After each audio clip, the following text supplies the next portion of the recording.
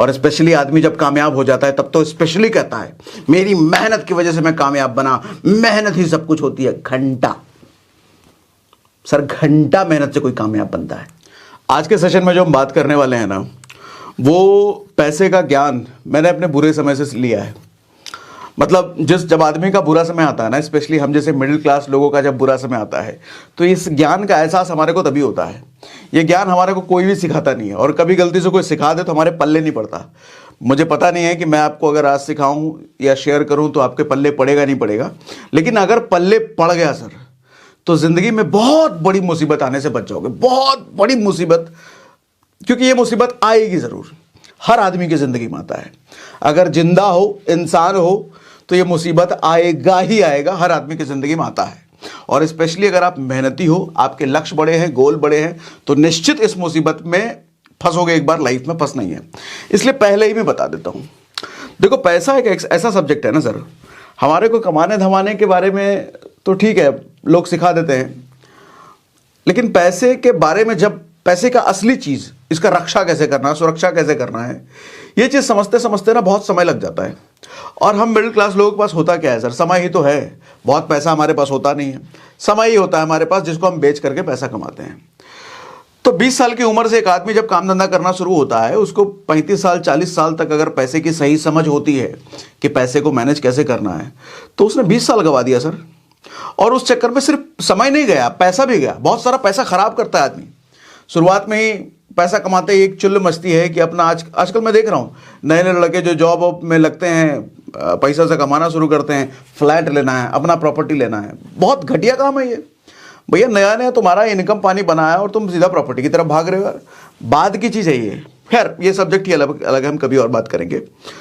तो ये जो आज हम बात करने वाले हैं ना, जो ज्ञान के बारे में सर, मुझे नहीं लगता पूरे यूट्यूब पर, पूरे सोशल मीडिया पर इस तरह की बातें कोई करता होगा या किया होगा। मैंने किसी को नहीं सुना है, तो इसलिए बड़ा ध्यान से सुनिएगा। दिल के मन की बात टाइप वो वाली बात आज करते हैं। देखो, होता क्या है सर, पैसा कमाने का पर्पस क्या है? क्या लगता है आपको? किस लिए हम पैसा कमाते हैं? क्या हासिल कर लेते हैं पैसे कमा के? अलग अलग लोगों का अलग अलग तथ्य होगा, लेकिन मेरा एक ही मानना है कि पैसा हमें क्या देता है? सुकून देता है सर। अल्टीमेट चीज़ जो हमें हासिल होती है ना पैसे की वजह से, वो सुकून हासिल होती है। सुकून कैसे? इच्छाएं बहुत होती है हमारी, हम अपनी इच्छाओं को पूरा कर पाते हैं। जिस तरह की हम ज़िंदगी जीना चाहते हैं उस तरह की ज़िंदगी जी पाते हैं। हमारे बच्चे को हम जिस तरह की स्कूलिंग कराना चाहते हैं वो करा पाते हैं। हमारे घर वाले, परिवार वालों की जो इच्छाएं होती है वो हम पूरी कर पाते हैं। ये सब चीज़ें पैसे से होती है। और जब ये सारी चीज़ें हम कर पाते हैं ना, तो हमारे मन को क्या मिलता है? सुकून मिलता है। मैं कर पा रहा हूँ अपने परिवार के लिए, अपने लोगों के लिए, अपने समाज के लिए। ज़रूरत किसी को, बाहर वाले को पड़े तो हम दान भी कर पाएँ, डोनेट भी कर पाएँ, मन को सुकून मिलता है। तो मेरे हिसाब से पैसे से हमारे को क्या मिलता है? सुकून मिलता है। तो सुकून पाने का अगर सबसे बड़ा सोर्स कोई है, तरीका कोई है, तो मैं कहता हूँ पैसा। जिसके पास पैसा है वही आदमी सुकून, ये ज़रूरी नहीं है कि जिसके पास पैसा है वो सुकून पा लेगा, लेकिन सुकून पाने का तरीका बिना पैसे के नहीं हो सकता। हाँ, मैं उनकी बात नहीं कर रहा जो हिमालय पे, पहाड़ों पे रहते हैं, जो तपस्या योगी वोगी हैं, उनकी कैटेगरी अलग है।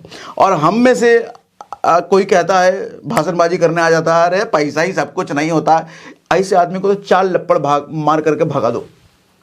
ये किसी काम के आदमी नहीं है। इस आदमी का बैंक अकाउंट पूछ लो, बैंक बैलेंस पूछ लो, खाली मिलेगा, कुछ नहीं मिलेगा इसके अकाउंट में। ये नोकिया 1100 रखने वाले लोग, और अगर आईफोन रख लें तो पक्का EMI पे लेके घूम रहा है ये आदमी, और कह रहा है कि पैसा कुछ नहीं है, पैसा सब कुछ नहीं है।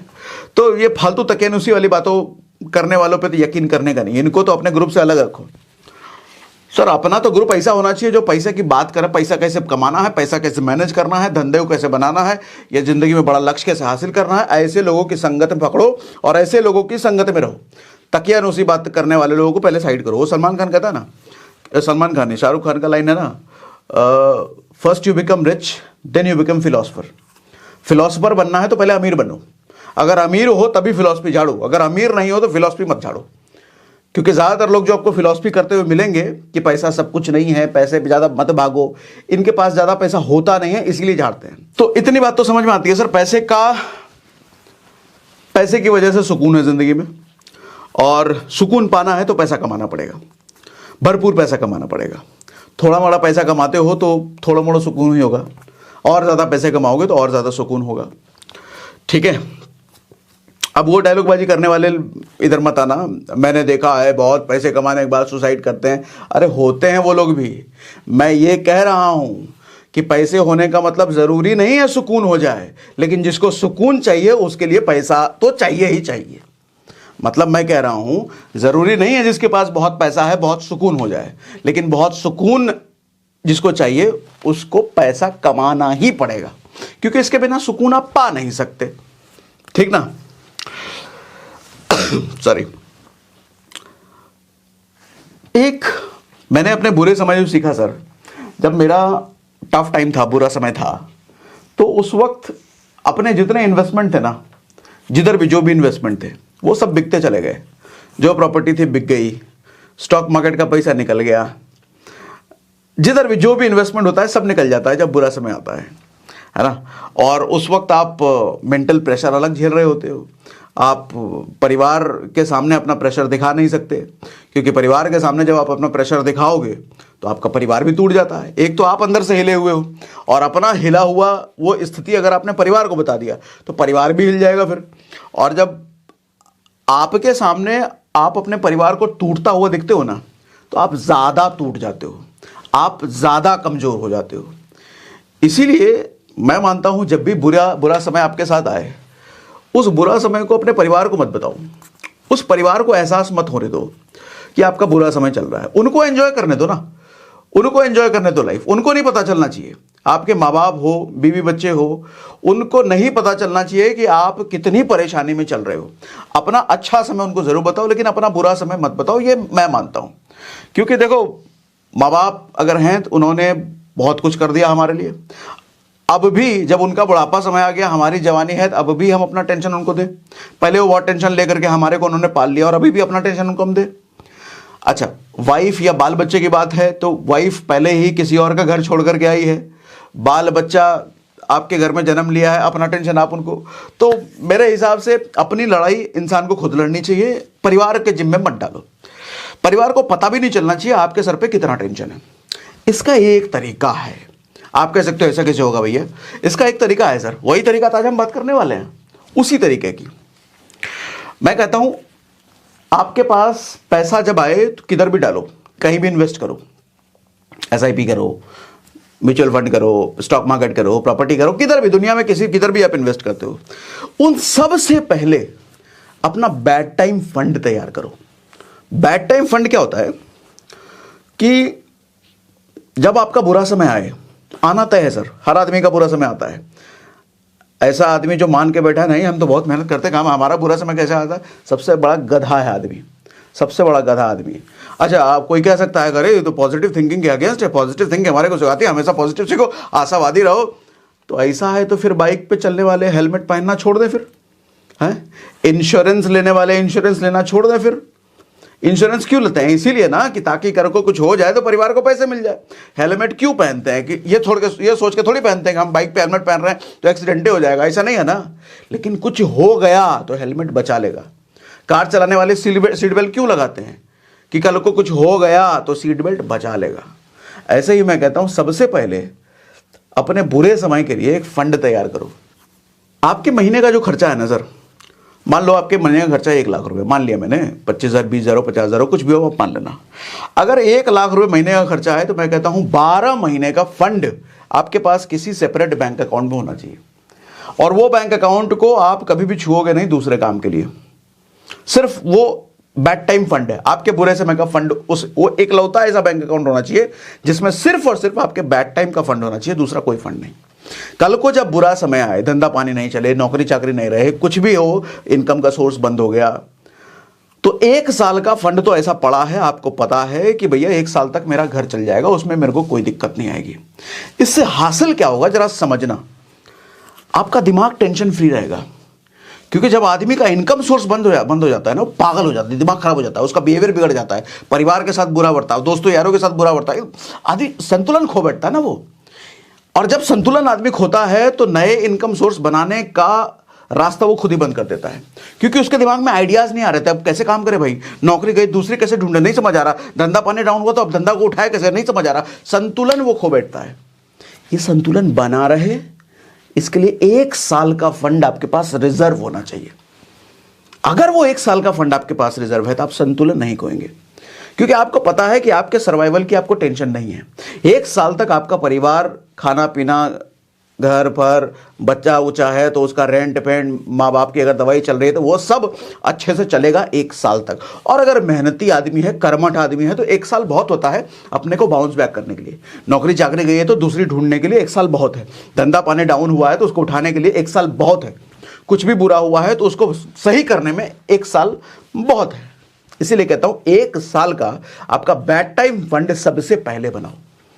आप कहोगे इनकम पहले ही कम है, कहां से बैड टाइम फंड इतना कैसे बनाए? जितनी भी इनकम है, बुरा समय बता के नहीं आता ना। देखो सर, पैसे कमाने की बात तो हमारे को स्कूल कॉलेज में सिखा दी जाती है, लेकिन पैसे की रक्षा करना, पैसे को मैनेज करना कहीं भी नहीं सिखाया जाता। यह हमारे को खुद ही सीखना पड़ता है। और अगर आपको यह सीखना है तो आपको एक ऑडियो बुक रिकमेंड करता हूं, जो ऑडियो बुक आपके लिए परफेक्ट सॉल्यूशन हो सकता है। उस ऑडियो बुक का नाम है increase your financial IQ by Robert Kiyosaki. ये ऑडियो बुक मिलेगा आपको कुकू एफएम पर। कुकू एफएम इंडिया का लीडिंग ऑडियो शो प्लेटफॉर्म है, जहां 2.5 मिलियन से ज्यादा पेड सब्सक्राइबर्स हैं। और यहां पर फाइनेंशियल एजुकेशन बढ़ाने के लिए बहुत सारे अच्छे अच्छे ऑडियो बुक्स हैं, जो हर रोज सुनते सुनते आप कई गुना बेहतर बन जाओगे। और अब तो अच्छी बात यह है कि हमारी खुद की audio book the real rich, जिसको आप सभी लोगों ने 5 स्टार रेटिंग दी है और इतने कम समय में इतनी तेजी से इस यहाँ पे लिसनर्स पढ़ रहे हैं, वो भी कुकू एफएम पर ही है। और अब तो कुकू एफएम आपको दे रहा है 50% डिस्काउंट पहले महीने के मंथली सब्सक्रिप्शन पर, यानी कि 99 नहीं, सिर्फ 49 ही पे करना होता है। यानी कि 10,000 से ज्यादा ऑडियो बुक का एक्सेस आपको सिर्फ 49 देकर के मिल जाता है। लेकिन ध्यान रहे, इसके लिए हमारा कोड SRS50 यूज करना बिल्कुल ना भूलना। ऐप डाउनलोड करने का लिंक हमने डिस्क्रिप्शन और पिंड कमेंट में डाल दिया है। ठीक है, तो अब आते हैं मुद्दे पर। मुद्दा हमारा क्या था? Bad time fund. देखो सर, मेरा ये फिलॉसफी है ना लाइफ को जीने का, कि पहले prepare for worst then work for best. समझना मेरी बात, मैंने क्या कहा? जिंदगी में कुछ भी करो, सबसे पहले अपने आप को ना वर्स्ट के लिए प्रिपेयर करो। सबसे पहला काम वर्स्ट के लिए, जिंदगी में कितना खराब हो सकता है आपके साथ, पहले उसके लिए अपने आप को तैयार कर लो। तब जो बेस्ट आपको पाना है उसके लिए अपने को लगा दो, जान लगा दो उसमें। अच्छा, ये लॉजिक होने का पर्पस क्या है? आप देखोगे हम जिंदगी में जितना ज्यादा अपना बुरी सब परिस्थिति के लिए अपने को तैयार करके रखते हैं ना, हमारा डर खत्म हो जाता है। अब आप ही मान लो ना, 1 साल का सर्वाइवल फंड अगर आपके घर बार चलाने के लिए 1 साल का आपके बैंक में रिजर्व पड़ा है, आपको टेंशन होगा क्या अगर मेरे कल नौकरी या धंधा पानी कल को नहीं बंद हो गया तो क्या करेंगे, कैसे चलेगा? इस टेंशन से आप मुक्त। अच्छा, नौकरी चाकरी जा रहे हैं तो बॉस से डर के रहेंगे क्या? बॉस ने अगर नौकरी निकाल दिया तो मेरा क्या होगा? दफ्तर कांप करके रोज डिप्रेशन में, टेंशन में, तनाव में हम रोज नौकरी पर जा रहे हैं, ऐसा होगा क्या? ऐसा नहीं होगा। आप खुश रहोगे, चिल रहोगे। और आदमी जब चिल रहता है ना, रिलैक्स माइंड से काम करता है ना, वो ज्यादा अच्छा काम कर पाता है। उसका दिमाग का स्पेस फ्री होता है, ज्यादा प्रोडक्टिविटी के लिए, ज्यादा आइडियाज आने के लिए, रिस्क लेने की एबिलिटी उसकी ज्यादा होती है, क्योंकि उसको पता है 1 साल का फंड रिजर्व भैया, वो रिस्क ले सकता है। और आप जब रिस्क लेने की काबिलियत आपकी बढ़ती है तो आप और ज्यादा चीजें करते हो, और ज्यादा नई नई चीजें एक्सप्लोर करते हो। जिंदगी में बेहतर बड़ी संभावनाएं अपने लिए एक्सप्लोर करते हो जब आपका 1 साल का फंड उधर तैयार है, जब आप दिमाग से फ्री हो। इसीलिए कहता हूं वर्स्ट के लिए पहले प्रिपेयर कर लो। इंश्योरेंस क्यों लेता है आदमी? इसीलिए ना कि कुछ बुरा हो तो मेरे परिवार को मिल जाए। नहीं, ये पॉजिटिव थिंकिंग वाले यहां पर उंगली कर सकते हैं। ये आशावादी लोग ऐसे थोड़ी सोचेंगे सर वर्स्ट के लिए प्रिपेयर करेंगे, हमें तो आगे बढ़। अरे चाचा, पॉजिटिव थिंकिंग का मतलब ये नहीं होता कि आप जिंदगी में हर जगह पे पॉजिटिव रहें, हर जगह सिर्फ पॉजिटिव सोचें। ऐसा होता तो प्रधानमंत्री अपने चारों तरफ ये बॉडीगार्ड क्यों रखते हैं? मैंने कोई रील तो देखा था कि हर पर मंथ का खर्चा उनके बॉडीगार्ड जो आसपास होते हैं, 1 करोड़ रुपए पर मंथ का खर्चा उनका क्यों रखते हैं? वो आशावादी हमको कौन मारेगा, सब कुछ बढ़िया, कोई नहीं रहेगा हमारे साथ। 1 करोड़ रुपए पर मंथ खर्च करते हैं वो। ऐसा तो नहीं गोली मारिए देगा उनको, लेकिन तैयार रखते हैं, अपना कवच वो तैयार रखते हैं। हमारी बॉडी में, खुद के बॉडी में इम्यून सिस्टम होता है। इम्यून सिस्टम का क्या काम है? बुरी चीजों से बचा के रखना। सर आप नेचर देखोगे ना, आप देश को देख लो, भारत को देख लो। अभी जो बजट आया, बजट में मैंने वीडियो करा था, उसमें मैंने क्या बताया था, सबसे बड़ा पार्ट जो है देश ने कौन से सेक्टर के लिए रखा है, देश के डिफेंस सिस्टम के लिए, देश की सुरक्षा के लिए, ताकि कल को बाहर से कोई शत्रु आए तो वो अटैक करे, उसके लिए हमारे पास सबसे मोटा फंड है, तब जाके बाकी चीजों में खर्चा होता है। तो हर जगह प्रकृति को देखो सर, कोई सफल आदमी हो, सफल देश हो, कहीं भी किसी भी तरीके से प्रकृति ने हमारे को जो शरीर बना के दिया, यहां भी यही सिस्टम काम करता है। पहले वर्स्ट के लिए आपको प्रिपेयर, वर्स्ट को हैंडल करने का एक सेगमेंट यहां दिया गया है। लेकिन हम पैसे के बारे में ऐसा नहीं सोचते, नहीं पैसा है तो पहले तो अपनी ख्वाहिशें पूरी करें, गाड़ियां तो ले ही ले, इतने दिन से ख्वाहिश था, सपना है हमारा, बाइक ले ले, केटीएम, पल्सर, होंडा सिटी। अब पैसा कमाने लग गया तो घर तो बुक कर ही ले पहले, वो सब सोचेंगे ना, बाद में करेंगे, बाद में थोड़ा इनकम बढ़ जाए तो बाद में किस दिन तुम्हारा बुरा समय आ जाए तुम्हें भी नहीं पता, अरे किसी को नहीं पता। अभी हम कल परसों किसी से बात कर रहे थे एक आदमी के बारे में, उस आदमी को आप भी जानते हो, निश्चय जानते होगे, नाम इसलिए नहीं ले सकता। 12-15 साल की मेहनत कर करके वो बंदा जीरो से आज अपनी इंडस्ट्री में टॉप पर पहुंचा, टॉप पर, बिल्कुल टॉप पर। लेकिन कुछ एक हफ्ते में उसके साथ ऐसी सी घटनाएं हुई जिसपे उसका कोई वश नहीं है, जिसपे उसका कोई कंट्रोल नहीं है, उसने खुद में कुछ नहीं किया, लेकिन बाहर से ऐसी ऐसी कुछ घटनाएं हुई। सर सिर्फ एक हफ्ता लगा उसको, उसके 15 साल की मेहनत आज जीरो हो चुकी है, 15 साल की मेहनत आज जीरो हो चुकी है। लाइफ कितनी अनसर्टेन है सर, कितनी अनसर्टेन, कुछ भी कब भी किसी के साथ कुछ हो जाए पता ही नहीं। और मैं घर का अपना देखता हूं इंसिडेंट। मेरे पापा की जब डेथ हुई थी, वो बाइक से जा रहे हैं, बाइक से बचने के, बारिश होने लग गई, बारिश से बचने के लिए वो मंदिर में रुके और पीछे से ट्रक आ रहा था जिसका ब्रेक फेल था, उसने मंदिर ही उड़ा दिया। मंदिर के अंदर रुके हुए कोई भी इंसान नहीं बचा, उसमें मेरे पापा थे। इस तरह का हादसा, इस तरह की मौत एक्सपेक्ट कर सकते हो क्या? हम तो घर में देख रहे हैं भैया, जिंदगी का कोई भरोसा नहीं है। और जब मेरा बुरा समय आया था तो अपने मेरा बुरा समय किस तरह से मेरी लाइफ में एंटर किया था वो मैंने देखा है। इसलिए सिखा रहा हूं, बता रहा हूं, अगर ये सब चीजें हैंडल नहीं करी है तो करोगे। और जब टफ टाइम आता है ना सर, दिमाग की नसें फट जाती है कि कैसे करें। कई बार ख्याल आएगा सुसाइड कर लें, और कमजोर दिल वाले लोग, कमजोर जिगरा वाले लोग यही रास्ता अपनाते हैं। कोई रास्ता नहीं बचा तो निपट लो। लेकिन थोड़ा दम होता है जिनमें, वो लड़ते हैं चुपचाप, बिना किसी को बताए, परिवार तक को पता नहीं चलने दिया कि टफ टाइम चल रहा है, लेकिन लड़ कर निकल गए। कमरा बंद, उस समय किसी से कोई मतलब नहीं, घर वालों को बोल दिया 1 महीना 15 दिन के लिए कोई डिस्टर्ब मत करना, तैयारी में लग गए, खुद को तैयार करने में, अगली इनकम कैसी बनाई जाए, ऐसे ऐसे ऐसे। तो ऐसा ना हो, इसलिए एक फंड बना के रखो। और जब पैसा आए ना सर, तो बहुत ज्यादा चीजों को खरीदने पर ध्यान मत लगाओ कि पैसा आ रहा है तो ये भी खरीदे, वो भी खरीदे, वो भी खरीदे, इच्छा पूरी करें। इच्छा पूरी करनी है, लेकिन उसके लिए पैसा आने पे नहीं करना, उसके लिए बहुत पैसा आने। मैं कई वीडियो में कह चुका हूं ना सर, 10 लाख की गाड़ी कब खरीदनी है? जब आपकी औकात 1 करोड़ की गाड़ी खरीदने की हो जाए। 1 करोड़ की गाड़ी कब खरीदनी है? जब औकात 10 करोड़ की गाड़ी खरीदने की हो जाए। 1 लाख का फोन कब खरीदना है? जब 10 लाख के फोन खरीदने की औकात हो। 10,000 का जूता कब पहनना है? जब 1 लाख का जूता पहनने की औकात हो। तब 10 गुना ज्यादा की औकात है, तब जाकर के 1 गुना करो, तब इच्छाएं पूरी करनी है। पहले इच्छा पूरी करने पे रहोगे तो गर्त में फंसोगे। फिर सर मैं कई ऐसे लोगों को जानता हूं, इच्छा पूरी करने के लिए गाड़ी, प्रॉपर्टी दन दन दन दन दन दन खरीदते चले गए, लेकिन जैसे बोला ना फॉर्मूला, वो फॉर्मूले पे नहीं खरीदा उन्होंने कि अगर 1 लाख की चीज खरीदना है तो औकात 10 लाख की होनी चाहिए। उस फॉर्मूले पे नहीं खरीदा। 1 लाख की औकात बनी तो 1 लाख की चीज खरीद ली, 10 लाख की औकात बनी तो 10 लाख की चीज खरीद ली। इस फॉर्मूले पर काम किया, खरीदते चले गए, प्रॉपर्टी, गाड़ी, घर बर।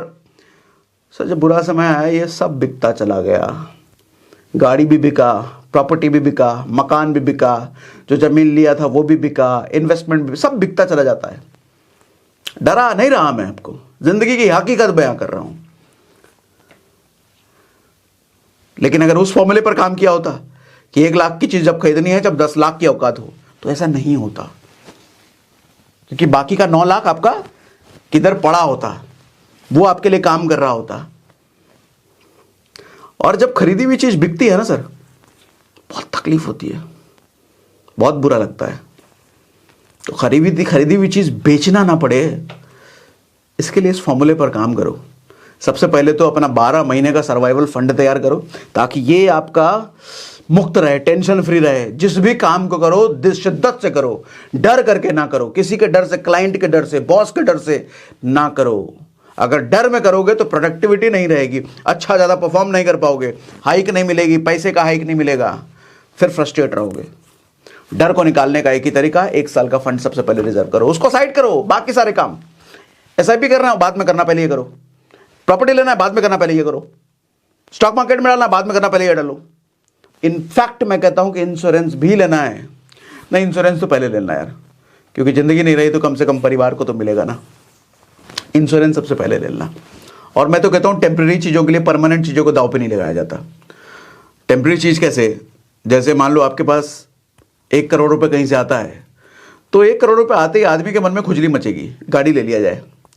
सर गाड़ी ले लोगे, 1 महीना बहुत अच्छा लगेगा, 2 महीना बहुत अच्छा लगेगा, 3 महीना बहुत अच्छा लगेगा।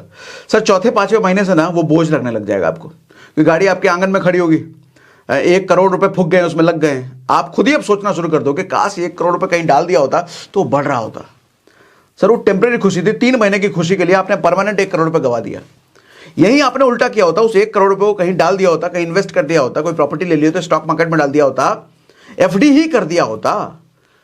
वो जब बढ़ता हो ना साइज, सर शुरुआत में अच्छा नहीं लगेगा, अरे 1 करोड़ रुपये आया, हमने FD कर दिया, स्टॉक मार्केट में डाल दिया, मजा नहीं आ रहा, काश गाड़ी ले लेते। ये 2-3 महीने आप खुजली रहेगी, काश ले लेते, काश ले लेते। लेकिन धीरे धीरे जैसे जैसे आपका पैसे का साइज बढ़ता रहेगा ना, वो 1 करोड़ रुपये 1.25 करोड़ हो गया, 1.5 करोड़ हो गया, 2 करोड़ हो गया, खुशी का लेवल भी बढ़ता चला जाता है।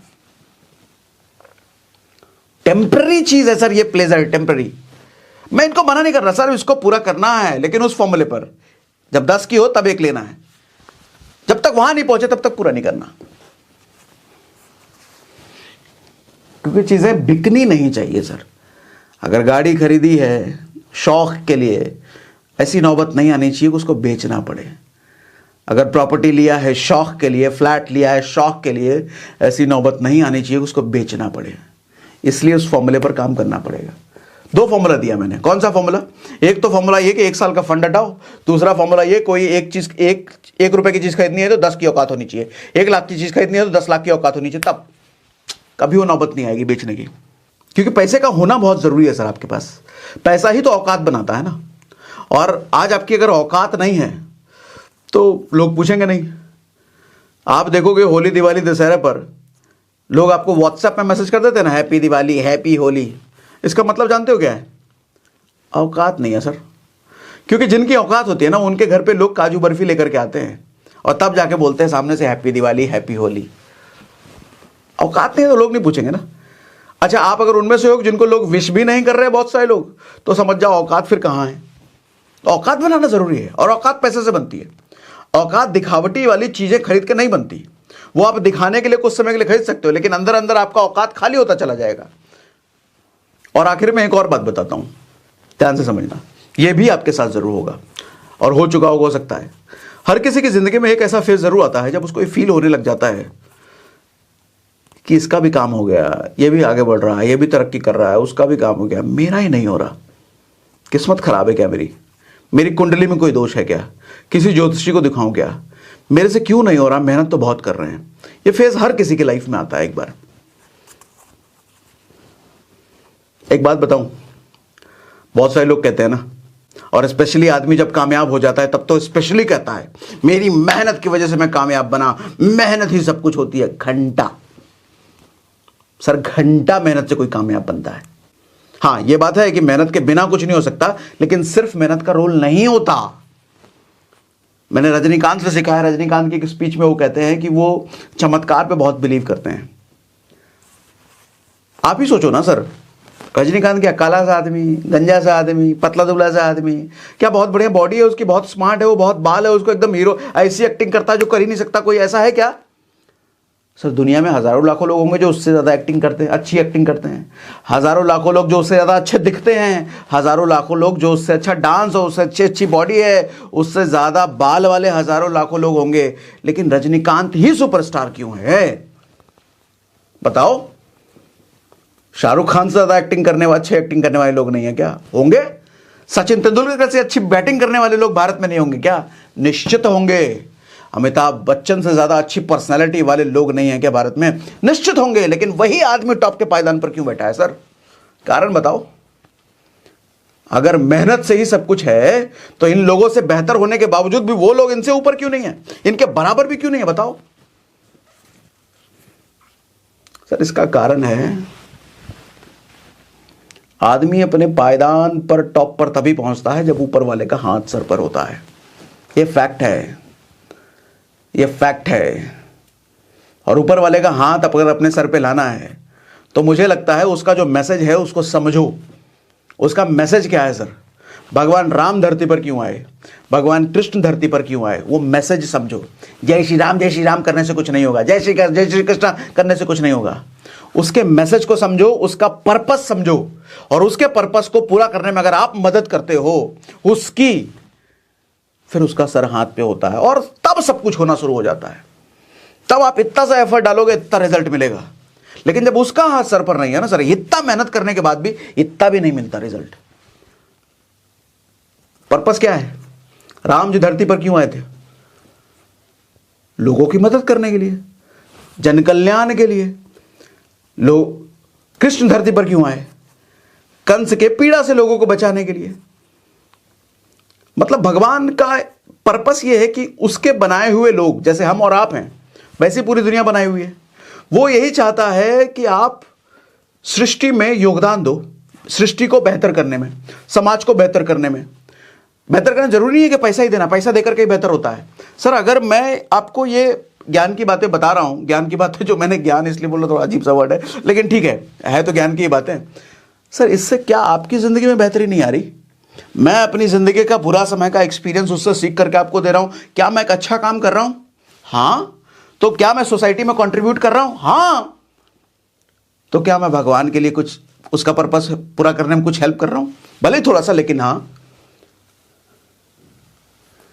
एक छोटा सा एग्जांपल है, थोड़ा सेल्फिश साउंड कर सकता है, अपनी तारीफ किया जा रहा है सर। कोई भी काम सोसाइटी की बेहतरी के लिए अगर आपका काम हो रहा है, किसी की जिंदगी, किसी के चेहरे पे मुस्कुराहट आ रही है, किसी भूखे को अगर आप खाना खिला दे रहे हो, किसी के तन पे अगर कपड़े नहीं, आपकी वजह उसके तन पे कपड़े आ जाएं, किसी की जेब में अगर पैसे नहीं है, आप उसको कोई इनकम का सोर्स दे पाओ, उसके परिवार के चेहरे पे खुशी ला पाओ, आप अच्छा काम कर रहे हो सर। मैं कहता हूं देखो, आप अगर इस लायक नहीं हो अभी कि किसी का भला कर पाओ, तो मैं कहता हूं कम से कम किसी का बुरा करने का सोचना तक नहीं, सोचना तक नहीं। ये तो पाप है। फिर तो वो आपका सब कुछ छीन छान लेगा जो भी मिला हुआ है। आज ना छीने हो सकता, लेकिन एक दिन छीनेगा, क्योंकि आप उसके बनाए हुए लोगों के साथ बुरा कर रहे हो। उसके बनाए हुए लोगों के साथ अच्छा करो ना। मोरल ऑफ द स्टोरी ये है सर, उसका भक्ति मतलब क्या होता है? भक्त बनना का मतलब क्या होता है? दिन रात पूजा करते रहना हाथ जोड़ करके, ये नहीं होता। भक्त का मतलब उसने जो किया और वो जो आपसे करवाना चाहता है वो करो। कोई भी भगवान, किसी भी धर्म के भगवान ये नहीं कहते कि आप अपना सारा काम धंधा छोड़ करके मेरे सिवा बस मेरे मूर्ति के आगे पड़े रहो। सर कर्म प्रधान धरती है ये। गीता में क्या कहा भगवान ने कि तू कर्म कर, तेरा काम करना है। और हम सब छोड़ छाड़ करके सोचते हैं उसको प्रसन्न करने के लिए लगे पड़े हैं। तो कहता है भाई ये क्या कर रहा है, इसको धरती पर मैंने किस चीज के लिए भेजा और किस काम में लग गया ये? ऐसा नहीं कहता वो। मेहनत कर। वो कहता रिजल्ट मैं देखूंगा, अगर तेरा काम मेरे को अच्छा लगा तो मैं दूंगा ना रिजल्ट, लेकिन तू अपना काम कर ईमानदारी से। तो आज हमने लीग से हटके थोड़ा बात किया, तो आई होप शायद कुछ वैल्यू ऐड किया होगा मैंने, शायद कुछ सिखा पाया होगा आपको। अगर सच में ऐसा है कि कुछ मैंने अलग बात करके, अपनी तजुर्बों को शेयर करके आपकी ज़िंदगी में थोड़ी सी भी बेहतरी अगर आई है, तो मुझे कमेंट बॉक्स में लिख के बताना, मुझे अच्छा लगेगा पढ़ के। कमेंट तो आपके सारे पढ़ता हूँ, मैं पहले ही बता चुका हूँ। भले रिप्लाई नहीं कर पाता, लेकिन पढ़ता सारे कमेंट हूँ। और हाँ, कुकू FM डाउनलोड करने का लिंक हमने पिन कमेंट और डिस्क्रिप्शन में डाल दिया है। आपको डाउनलोड करना हो तो वहाँ से कर सकते हैं। और साथ ही हमारी audio book the real rich को इतना पसंद करने के लिए बहुत बहुत धन्यवाद। साथ ही अमेजॉन पर भी इतना तगड़ा रिस्पॉन्स देने के लिए बहुत बहुत धन्यवाद। तहे दिल से धन्यवाद।